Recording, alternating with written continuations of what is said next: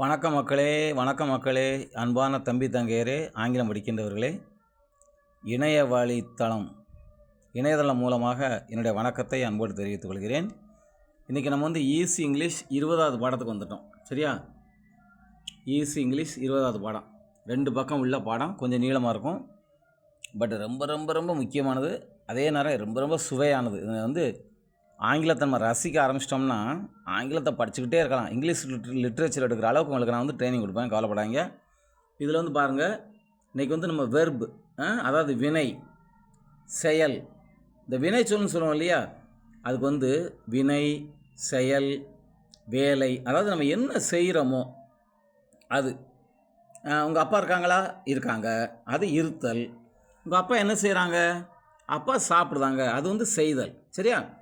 ஈட்டுனா சாப்பிடு, கோனா போகுதல், டேக்குனா எடுத்தல், ரன் ஓடு, ஆஸ்க் கேளு, ஹிட் அப்படின்னா அடி அப்படின்னு அர்த்தம்.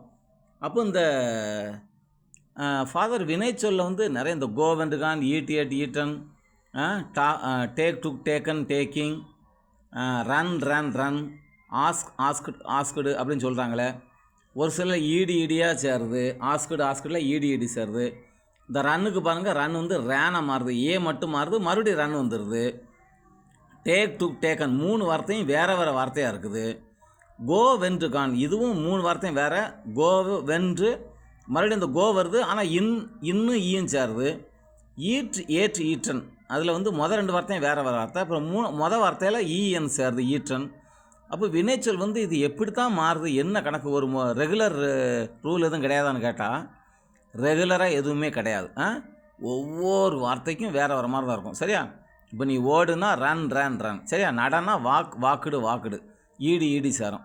அதை நம்ம வாக்குடுன்னு சொல்லாமல் வாக்டு, அந்த வாக்டு லேசாக லைட்டாக வாக்குடு. அப்புறம் பேசுனா ஸ்போக்கன், அதுக்கு வேறு. சரி, இப்போ நான் உங்களுக்கு ஈஸியாக புரியணுங்கிறதுக்காக ஒரு வினை சொல்லுக்கு V1, V2, V3, V4, அப்புறம் V1S அப்படின்னு நான் போட்டிருக்கேன். எதுக்குன்னா, இப்போ நம்ம 12 டென்சஸ் படிக்க போகிறோம். இந்த 12 டென்சஸ்க்கும் நம்ம எதை பயன்படுத்துறது அப்படின்னு சொல்கிறதுக்கு உங்களுக்கு ஈஸியாக ஞாபகிக்கிறதுக்காக V1 அப்படின்னா வினைச்சொல்லின் முதல் உருவம். சரியா? V2னா வினைச்சொல்லின் 2ஆம் உருவம். V3னா வினைச்சொல்லின் 3ஆம் உருவம். V4னா வினைச்சொல்லின் 4ஆம் உருவம். V1Sனா இந்த V1 கூட எஸ் சேர்க்கணும் அப்படின்னு அர்த்தம். அதாவது ஈட்னா பன்மை, ஈட்ஸ்னா ஒருமை, கோனா பன்மை, டேக்குனா பன்மை, ரன்னு பன்மை, ஆஸ்கு பன்மை, ஹிட்டு பன்மை. இது எல்லாத்துக்கும் எஸ். இப்போ பாருங்க, கோவுக்கு இஎஸ் சேர்க்கணும். ஈட்டில் எஸ் மட்டும் சேர்க்குறோம், கோவில் இஎஸ் சேர்க்குறோம், கோஸ். இங்கே வெறும் எஸ் சேர்க்க முடியாது. டேக்கில் வெறும் எஸ் மட்டும் சேர்க்குறோம், டேக்ஸு. ரன்னில் ரன்ஸ் எஸ் மட்டும் சேர்க்குறோம். ஆஸ்கில் வெறும் எஸ் மட்டும் சேர்க்குறோம். ஹிட்டுங்கிற வார்த்தைக்கு வெறும் எஸ் மட்டும் சேர்க்குறோம். ஆனால் இந்த ஹிட்டு வார்த்தை பார்த்தோன்னா ஹிட்டு 3 ஒரே வார்த்தை. என்னடா இது எப்படி ஞாபகிக்குதான்னு கேட்டால் ரொம்ப ஈஸிங்க. பழக்கத்தில் நம்ம கொஞ்சமாக பேசி பழகும்போது நம்ம கரெக்டான வார்த்தை தானாக வந்துடும். You do not think about anything, you do not doubt about anything, you need not be afraid of anything, you can speak like anything English. You can speak fast, don't worry, without any hesitation you can talk well. அதுக்கு நான் உங்களுக்கு training சொல்லித்தரேன், உங்களுக்கு நான் பயிற்சி கொடுப்பேன். நீங்கள் கவலைப்படாதீங்க. Be happy, you will be all right, you will be handling English in a easy manner and a fast manner. சரியா? ஈஸியாக பேசுகிறக்கும், ஃபாஸ்ட்டாக வேகமாக டக்குன்னு எழுதுறக்கும், திங்க் பண்ணுறக்கும் நான் உங்களுக்கு சொல்லித்தரேன். கவலைப்படாதீங்க. சரியா? இந்த பாடத்தை நல்லா கவனிங்க. இப்போ V1, V2 through V3, V1, V2, V3, V4, V1S. இது உங்களுக்கு புரிஞ்சுதா?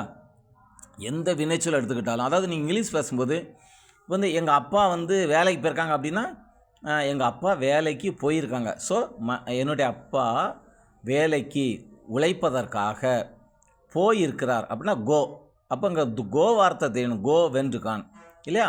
அப்போ போயிருக்காரு அப்படின்னு சொல்லும்போது மை டேடி ஹேஸ் கான் அப்படின்னு தான் நம்ம சொல்லுவோம்.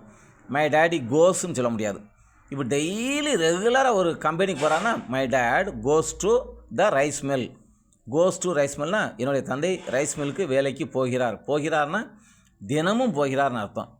இப்போ அந்த போய்கிட்டு இருக்கிற இப்போ யாரோ ஃபோன் போட்டு உங்கள் அப்பா எங்கடே அப்படின்னா அந்த அப்பா போய்கிட்டு இருக்காங்க, வேலைக்கு போய்கிட்டு இருக்காங்க அப்படின்னா மை டேடி இஸ் கோயிங், அந்த V4 வரணும். அப்போ இஸ் ஏன் வருது, V4 ஏன் வருதுன்னா அதான் சூத்திரம், அதான் கிராமர், ப்ரெசன்ட் கண்டினியூஸ். அப்போ எங்கே V2 வரணும், எங்கே V3 வரணும், எங்கே V1S வரணும் அப்படின்னு சொல்லி நான் உங்களுக்கு வந்து கொஞ்சமாக சொல்லித்தர போகிறேன். ஸோ நீங்கள் இதை முதல்ல புரிஞ்சுக்கோங்க. ஒரு வினை சொல்லுக்கு குறைந்தபட்சம் 4 உருவங்கள் உண்டு. Eat, ate, eaten, eating, go, went, gone, going, take, took, taken, taking, run, ran, run, running. இப்படி 4 வார்த்தைகள் உண்டு. நீங்கள் எல்லா வார்த்தைக்கும் படித்தாகணும். இப்போ நீங்கள் அந்த துணி உலஞ்ச இடத்துலையே இதை மடித்து வைன்னு சொன்னால் மடிக்கிறக்கு பேர் fold. Fold, folded, folded. I am folding the dress, நான் வந்து துணியை மடித்து கொண்டிருக்கிறேன். ஐ ஃபோல்டு த ட்ரெஸ், நான் துணியை மடிக்கிறேன். இஸ் ஐ ஆம் ஃபோல்டிங்னா நான் மடித்து கொண்டு இருக்கிறேன். அப்போ மடித்து முடிச்சாச்சு அப்படின்னா I have folded the cloth, நான் துணியை மடித்து இருக்கிறேன்.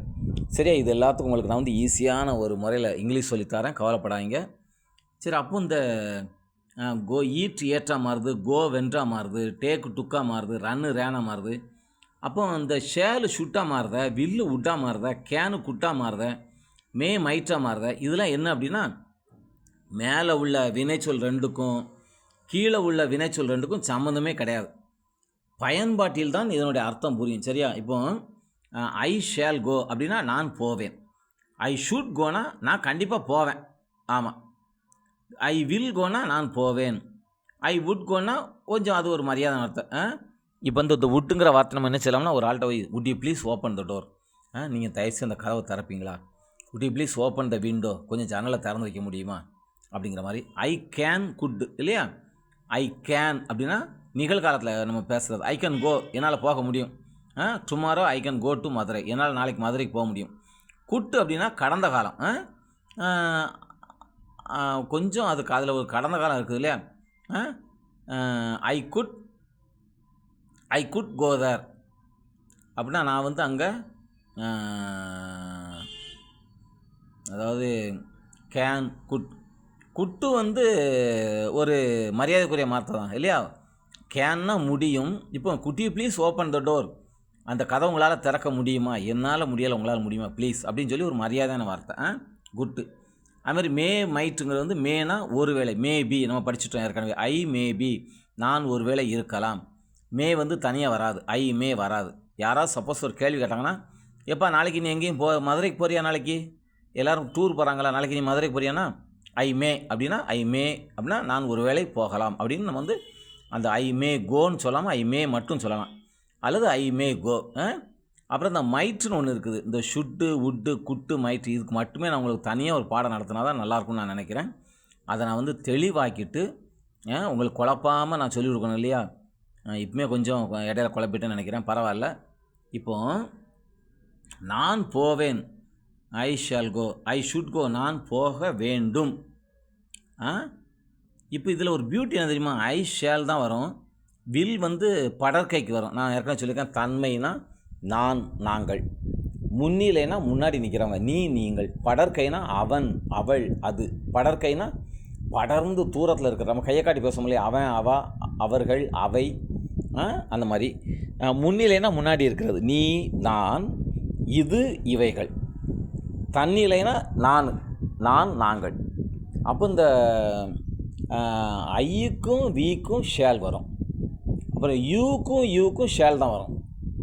ஹீ, ஷி, இட், திஸ், தட்டு, அது எல்லாத்துக்கும் வில் வரும்னு நான் சொல்லியிருந்தேன். இப்போ இதில் இங்கிலீஷில் ஒரு என்ன பியூட்டினா, ஐ வந்து ஐ ஷேல் கோ, நான் போவேன் அப்படின்னு அர்த்தம்.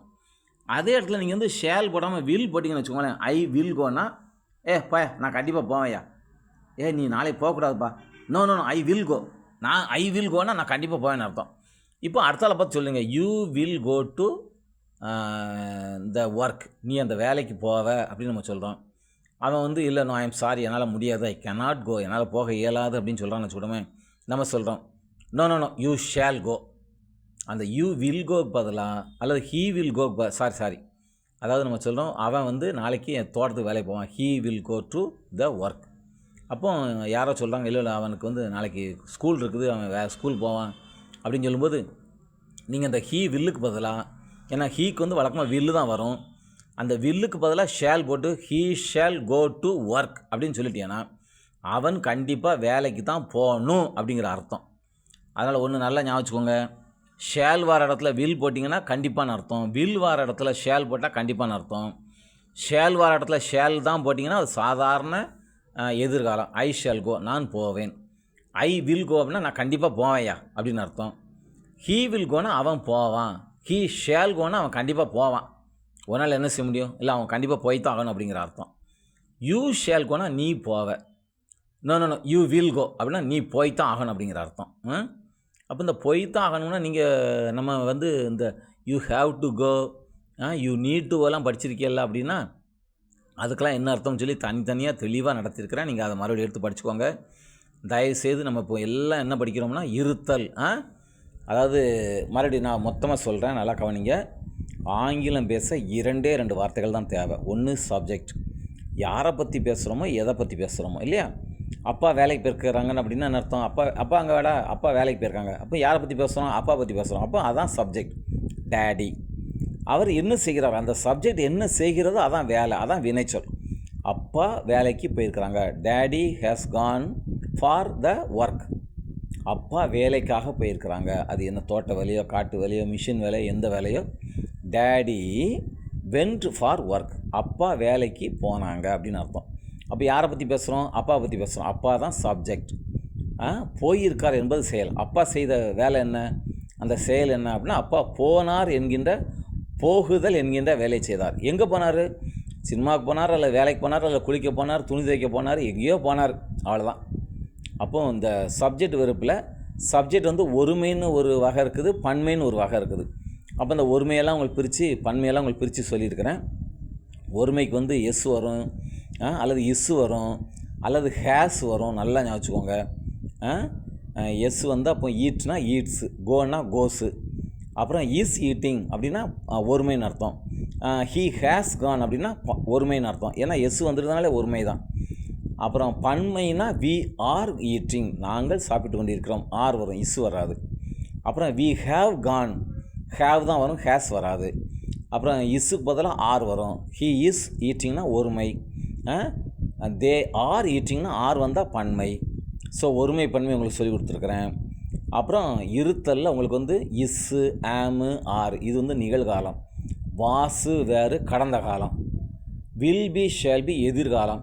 அதில் வில் பி நிறையதுக்கு வரும், ஷேல் பி ஐவி யூயூ 4க்கு தான் வரும், சரியா, ஷேலு. அதுக்கப்புறம் maybe, can be, should be, are to be, must be, அந்த மாதிரி பின்னு வந்ததெல்லாம் இருத்தல் வகை. ஸோ இருத்தல் வகையெல்லாம் உங்களுக்கு நான் ஃபுல்லாக நடத்திட்டேன். ஒரு பாடத்தில் உங்களுக்கு அந்த பீயிங் தான் அப்பேன், மீதி எல்லாம் பிள்ளைங்க பேர பிள்ளைங்கன்னு சொல்லி உங்களுக்கு பெரிய ஒரு லிஸ்ட் போட்டு கொடுத்தேன். அதை தயவுசெய்து மனப்பாடம் பண்ணிக்கோங்க. ஏன்னா அது தெரிஞ்சால் தான் நீங்கள் இங்கிலீஷ் ரொம்ப ஈஸியாக கையாளலாம்.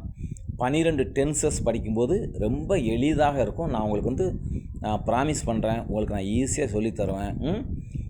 நீங்கள் இருத்தல் வச்சே நிறைய பேசலாம். எப்போ நீ எங்கேப்பா இருக்க, ஐ ஆம், நான் இருக்கிறேன். எங்கே இருக்கிற, ஐ ஆம் அட் ஹோம், நான் வீட்டில் இருக்கிறேன், சரியா. இப்போது நீங்கள் அதை கேள்வியை மாற்றினா அந்த சப்ஜெக்டையும் வெறுப்பையும் மாற்றி போடணும்னு உங்களுக்கு சொல்லி கொடுத்துருக்கேன். ஆமை, ஐ ஆமை மாற்றி போட்டால் ஆமை. ஆமை அட் ஹோம், நான் வீட்டிலே இருக்கேன். இப்போ நீங்கள் திடீர்னு மயங்கி விழுந்துட்டீங்க, அந்த சினிமாவில் கேட்பாங்க இல்லையா, முழிச்ச உடனே நான் எங்கே இருக்கேன் அப்படிம்பாங்களா. ஆமை வேறு ஆமை, அந்த ஆமை முன்னாடி வேர் சேர்க்குறோம். வேறுனா கேள்வி வார்த்தை, WH கொஸ்டின். ஸோ வினைச்சொலையும் சப்ஜெக்டையும் மாற்றி போட்டால் எஸ்ஆர்ன கொஸ்டின், ஆமாவா இல்லையா அந்த அர்த்தம். WH சேர்த்தா அது விளக்கமாக, ரொம்ப விளக்கம். எங்கே இருக்கிறேன் அப்படின்னா நான் வீட்டில் இருக்கிறேன், இல்லை நீ இப்போ ஆஸ்பத்திரியில் இருக்கிற அப்படிங்கிற மாதிரி. யூஆர்னா நீ இருக்கிறாய், மாற்றி போட்டால் ஆர் யூ, நீ இருக்கிறாயா. நீ இருக்கிறாயானா எஸ்ஆர்ன கொஸ்டின், நீ இருக்கிறாயா இல்லையா. ஆமாம் நான் இருக்கேன், அல்லது நான் இல்லை. சரி நான் இருக்கிறேன்னா நீ எங்கே இருக்கிற, வேர் ஆர் யூ, எங்கே நீ இருக்கிறாய், வேர் ஆர் யூ. அந்த ஆர் யூ எங்கேருந்து வந்தது, யூஆர்லேருந்து வந்தது. யூஆர்னா நீ இருக்கிறாய், மாற்றி போட்டால் ஆர் யூ. ஸோ நீ இருக்கிறாயா, வேர் ஆர் யூ, நீ எங்கே இருக்கிறாய். ஹவ் ஆர் யூ, நீ எப்படி இருக்கிறாய். சரி, அந்த மாதிரி நம்ம சின்ன சின்ன வாக்கியமாக நான் உங்களுக்கு சொல்லித்தரேன். இன்னும் நான் உங்களுக்கு சொல்லி தந்துக்கிட்டே இருப்பேன். சரி, இப்போ இங்கே வாங்க. இந்த ஷேலு, ஷுட்டு, வில்லு விட்டால் மாறுறது, கேன் விட்டால் மாறுறது, மே மைட்டாக மாறுறது உங்களுக்கு அநேகமாக அடுத்த பாடம் ஈஸி இங்கிலீஷ் 21 பாடமாக இருக்கும். இதை ஞாபகத்தில் வச்சுக்கோங்க. இப்போ ரொம்ப அதை போட்டு குழப்ப வேண்டாம். இப்போ இந்த தே மே கோ, தே மே கோன்னா அவர்கள் போகலாம், அவர்கள் ஒரு வேளை போகலாம், அவங்க நாளைக்கு டூர் போகலாம், போகாமலும் இருக்கலாம். தே மைட்டு போனாலும் ஏறக்குறைய அதே அர்த்தம் தான், அவர்கள் போகலாம். சரியா? ஹீ அப்புறம் இதே மாதிரி he should run, he should be running, he should have run, he should have been running. இதெல்லாம் வந்து அந்த 12 டென்சஸோடு வரும். அதாவது he runs, he is running, he has run, இல்லையா? He has been running. அந்த மாதிரி simple present tense, present continuous, present perfect கண்டினியூஸ்னு சொல்லி 4 விதமாக நம்ம படிக்க போகிறோம். சிம்பிள் ப்ரெசன்ட் டென்ஸு சிம்பிள் பாஸ்ட்டாக மாறும், ப்ரெசன்ட் கண்டினியூஸு பாஸ்ட் டென்ஸாக மாறும், பாஸ்ட் கண்டினியூஸாக மாறும், ப்ரெசன்ட் பர்ஃபெக்ட் வந்து பாஸ்ட் பர்ஃபெக்டாக மாறும், present perfect continuous past perfect கண்டினியூஸாக மாறும். அதே மாதிரி simple future continuous, future perfect கண்டினியூஸாக மாறும். எல்லாமே ஏறக்குறைய ஒன்று தாங்க. ஆனால் ஒன்று மட்டும் தெளிவுங்க, அந்த V1 V2 V3 V4 மட்டும் மறந்துடாங்க. அப்புறம் அந்த V1 கூட எஸ் சேர்த்தா V1S, அதை மறந்துடாங்க. அதையும் நம்ம படிக்க போகிறோம். உங்களுக்கு வந்து ஏறக்குறைய இப்போ நம்ம வந்து முக்கியமானதான் கடந்துட்டோம். நீங்கள் இதில் ஏதாவது சந்தேகம் இருந்ததுன்னா மறுபடியும் என்னுடைய பாடங்களை முதல்லேருந்து எடுத்து பாருங்கள். எல்லாம் அந்த யூடியூப்பில் நான் ஏற்றிருக்கிறேன். உங்களுக்கு சந்தேகமாக இருந்தால் என்கிட்ட கேளுங்க. நான் உங்களுக்கு எல்லா பாடத்தையும் மொத்தமாக லிங்க் போட்டு அனுப்புகிறேன். ஒவ்வொரு பாடத்தையும் நீங்கள் திரும்ப படிக்கும்போது ஈஸியாக இருக்கும். கவலைப்படாதீங்க. நான் மறுபடியும் சொல்கிறேன், இங்கிலீஷ் கஷ்டமே கிடையாது, ரொம்ப ஈஸி. நான் உங்களுக்கு மறுபடியும் தனியாக நான் சொல்லித்தர தயாராக இருக்கிறேன். சரியா? ஐ ஆம், நான் இருக்கிறேன். மாற்றி போட்டால் ஆமை, நான் இருக்கிறேனா, அவ்வளோதான். மாற்றி போட்டாச்சுல. அதுக்கு முன்னாடி ஒரு கேள்வி வார்த்தை, ஒய் ஆமை, ஏன் நான் இருக்கிறேன், வேர் ஆமை, எங்கே நான் இருக்கிறேன். அந்த ஒய்யு வேறு தாங்க அர்த்தத்தை மாற்றும். அயாமும் ஆமையும் மாற்றி போட்டாச்சுன்னா ஒரே அர்த்தம் தான், எந்த குழப்பம் கிடையாது. ஸோ இதே மாதிரி நீங்கள் எந்த சப்ஜெக்ட்னாலும் பயன்படுத்தலாம். ஒரு பி வார்த்தையை சேர்க்கணும், அதுக்கு முன்னாடி WH வார்த்தை சேர்க்கணும். அப்புறம் பின்னாடி நம்ம சேர்க்க வேண்டிய வார்த்தையெல்லாம் நம்ம படிக்கவே இல்லை. Adjective, adverb. ஐயாம், நான் இருக்கிறேன், இல்லையா? அப்போ ஐஎம் வித் ரவி, அந்த வித் என்னது? அட்வர்பு. வித்து ஏன் வந்தது அப்படின்னா, நான் ரவி கூட இருக்கிறேன். ஐஎம் வித் ரவி, நான் ரவியுடன் இருக்கிறேன், இல்லையா? அப்போ இந்த ஆமை முன்னாடி போட்டால் அமை வித் ரவி, நான் ரவியுடன் இருக்கிறேன் அப்படின்னு சொல்லி முன்னொரு கேள்வியாக மாறுது. ஸோ அந்த மாதிரி ரொம்ப சிம்பிளுங்க. இங்கிலீஷ் நல்லா படிக்கலாம். சரியா? ஆஸ் ஏ ப்ரீஸ்ட், ஒரு ஃபாதருங்கிற முறையில் நான் உங்களுக்காக ஜோம் பண்ணுறேன். நீங்கள் நல்லா படிக்கணும். எங்கேயாவது இன்டர்வியூ பண்ணிங்கன்னா இங்கிலீஷில் சும்மா வெளுத்து வாங்கணும். ஆமாம், அதாவது நீங்கள் சொல்லக்கூடிய விதத்தை வச்சே நல்ல அழகாக இங்கிலீஷ் பேசுகிறாங்க, இவனுக்கு வேலை கொடுக்கலாம்னு சொல்லி அவங்க வந்து உங்களுக்கு ரெக்கமெண்டேஷன் பண்ணுற அளவுக்கு கடவுள் உங்களை ஆசீர்வதிப்பாராக. நன்றி. மீண்டும் அடுத்த பாடத்தில் சந்திப்போம்.